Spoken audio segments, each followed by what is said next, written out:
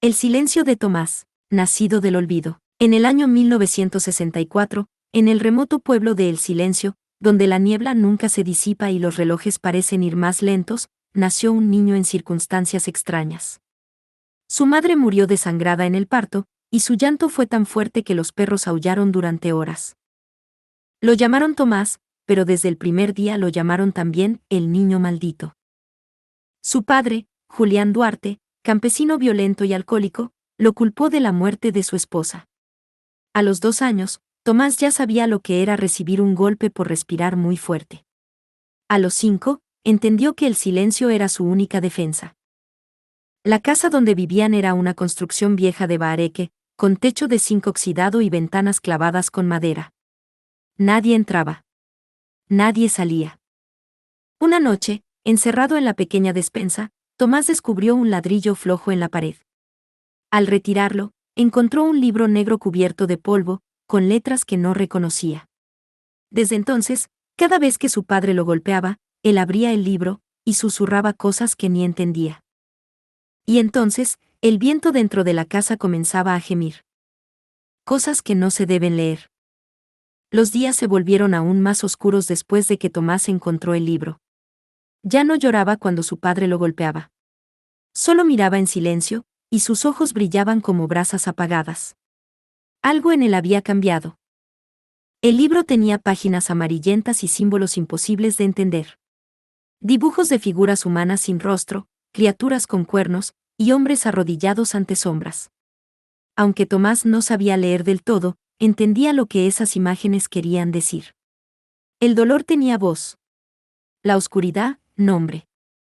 Una noche, con la cara hinchada por una golpiza, se encerró en la despensa, puso una vela robada a la vecina, y leyó en voz alta una oración escrita en letras rojas.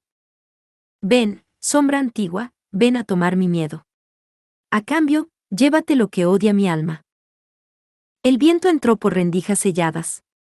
La luz de la vela parpadeó y, por un instante, la sombra del niño se alargó por toda la habitación y no se movía como él.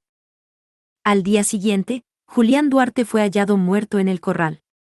Tenía los ojos abiertos de par en par y la boca desencajada, como si hubiera visto algo que no debía existir.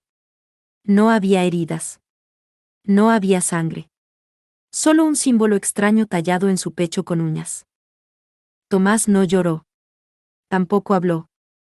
Solo guardó el libro bajo su camisa, y cuando los vecinos llegaron, dijo con voz suave: Ya no estoy solo. El niño del cementerio. Tras la muerte de su padre, Tomás fue entregado a las autoridades. Nadie quiso adoptarlo en el silencio.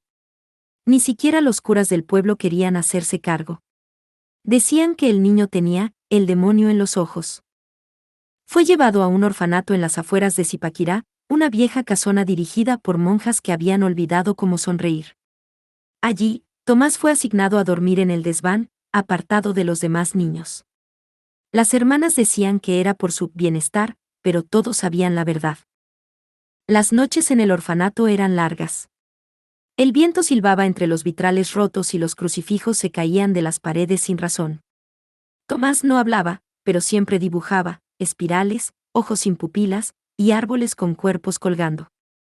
Una madrugada, lo encontraron en el cementerio del convento, de pie frente a una tumba sin nombre. Estaba descalzo, cubierto de tierra, y susurraba al aire como si alguien le respondiera. Me dijo que este no era su cuerpo, murmuró. Desde ese día, una monja comenzó a sangrar por los ojos cada noche, otra se arrojó por la torre del campanario, y Tomás solo observaba. Las familias rojas. Cada vez que una familia lo adoptaba, algo trágico sucedía. La señora que lo llevó a vivir a Tunja murió aplastada por una viga en la cocina. El padre se ahorcó en el baño con una cuerda que nadie había colgado. La siguiente familia duró apenas 2 semanas. Una madrugada, la hija menor fue encontrada en su cama, con los dedos rotos, como si hubiera estado escribiendo algo en el aire hasta el último aliento. Tomás volvió al orfanato, una y otra vez. Ya no era un niño, era una maldición andante. Las trabajadoras sociales comenzaron a inventar excusas para no llevarlo. Pero el Estado insistía. Debía ser reubicado. Así, lo enviaron a Medellín, a otra familia de acogida. Allí vivió apenas 4 días. La noche del cuarto día, los vecinos oyeron un canto gutural salir de la casa. Al amanecer, los 3 miembros de la familia yacían en la sala, con los ojos arrancados. Tomás estaba en el patio, acariciando un gato muerto. No eran ellos. La sombra me dijo que aún no es tiempo.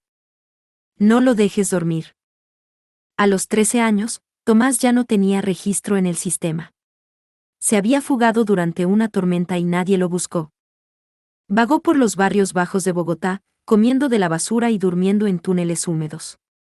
Pero él no pedía ayuda. Nunca. Tenía el libro envuelto en trapos, como un tesoro.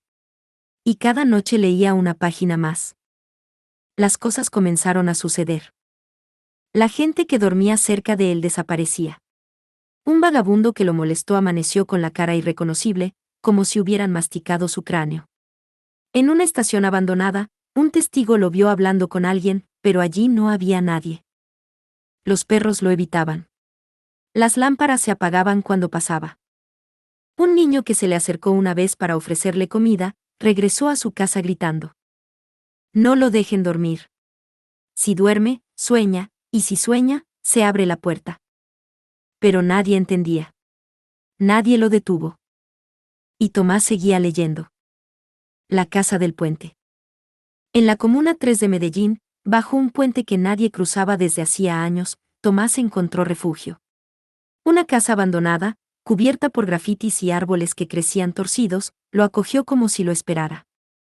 Allí encontró restos de rituales, velas derretidas, dibujos en sangre seca, huesos de animal. Era un lugar de invocaciones pasadas, olvidadas por quienes sabían demasiado. Pero Tomás no tenía miedo. Sintió que estaba en casa. La noche en que cumplió 14 años, se sentó en el centro del piso, trazó un círculo con tierra de cementerio que había guardado en su mochila, y recitó palabras del libro. El aire se congeló. Las sombras de la habitación se retorcieron como si tuvieran hambre. Y entonces, apareció la voz. No tenía forma, solo se sentía dentro de su cabeza, como si su conciencia se partiera en dos.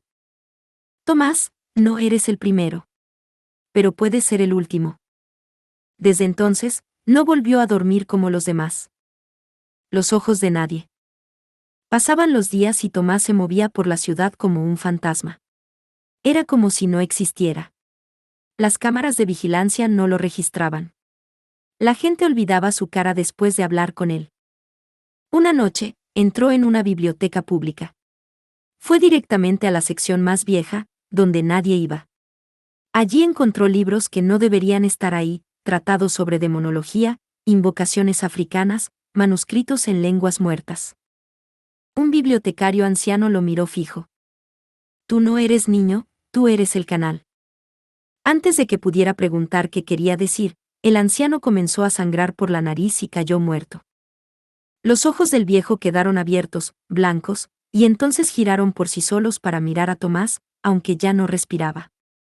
Tomás cerró el libro que tenía en las manos, sonrió por primera vez en años, y se marchó. El hombre del sombrero. Esa misma semana, Tomás sintió que alguien lo seguía. No era humano. Una figura alta, delgada, con un sombrero antiguo, lo observaba desde las esquinas, los techos, los espejos. Nadie más parecía notarlo. No hablaba. No se movía. Solo aparecía, cuando Tomás pensaba en rendirse. Una noche lo enfrentó. ¿Quién eres? El hombre no contestó. Solo extendió una mano larga, de dedos exagerados, y en su palma, había una cicatriz que formaba un símbolo del libro. Tomás comprendió, él también había leído. Pero no había sobrevivido del todo. Soy lo que serás si no completas el ciclo, dijo, sin mover los labios. Luego desapareció. La niña del pozo. Cerca de Ciudad Bolívar, Tomás escuchó hablar de una leyenda urbana, una niña que se aparecía cerca de un pozo seco, pidiendo ayuda. ¿No ves que quiere salir?, le decía a quienes pasaban. Los vecinos evitaban ese lugar. Decían que quienes se acercaban comenzaban a ver cosas, a perder el juicio. A escuchar susurros incluso de día. Tomás fue directo al pozo. Allí la encontró. No tenía rostro.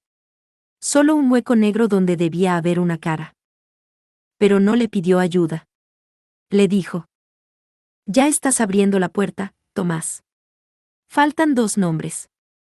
Y desapareció en una nube de moscas. 2 nombres. Tomás no sabía qué significaba lo de los 2 nombres. Pero el libro sí. En una de las últimas páginas que jamás había podido leer, las letras se reacomodaron frente a sus ojos. Solo quien entrega lo amado y lo odiado, abre el umbral sin regreso. Amado. Odiado. Tomás supo entonces que debía encontrar a la única persona que alguna vez lo trató con compasión, y a la que lo rompió para siempre. Su búsqueda empezó esa misma noche. Y los sueños comenzaron a volverse reales. La enfermera del refugio. Tomás viajó hasta Bucaramanga. Allí, recordaba haber pasado brevemente por un refugio cuando tenía apenas 7 años. Fue en ese lugar donde una enfermera, llamada Claudia Lizarazo, le había curado la mano sin hacerle preguntas, sin juzgarlo, sin temerle. Fue la única vez que sintió algo parecido a ternura. Ahora, a los 17, volvió. La fachada del refugio estaba deshecha, tapiada con madera vieja. Pero Claudia seguía viva. Jubilada, cuidaba a su madre enferma en una casita humilde. Tomás la observó desde lejos durante días. No sabía qué hacer. La voz dentro de él le repetía: «Ese es el nombre amado. El sacrificio limpio. El portal te exige». Pero Tomás dudó. Y por primera vez, el libro se calentó en sus manos como fuego vivo. El olor de la tierra quemada. La indecisión tuvo un precio. En una noche tormentosa, Claudia salió al patio y encontró a su madre muerta, con el cuerpo retorcido, como si la hubieran girado desde adentro. Tomás no había hecho nada, pero el libro sí. Él lo entendió entonces: si no ofrecía el sacrificio, la oscuridad lo haría por él, de manera más cruel. Esa noche, Claudia desapareció. Nadie supo cómo ni cuándo. Solo quedó un olor a tierra quemada y una palabra escrita en la ventana empañada: «Acepta». Tomás rompió en llanto. Por primera vez desde su infancia, gritó. Y la tierra tembló. De regreso al origen. El otro nombre era más fácil de encontrar. El dolor nunca se olvida.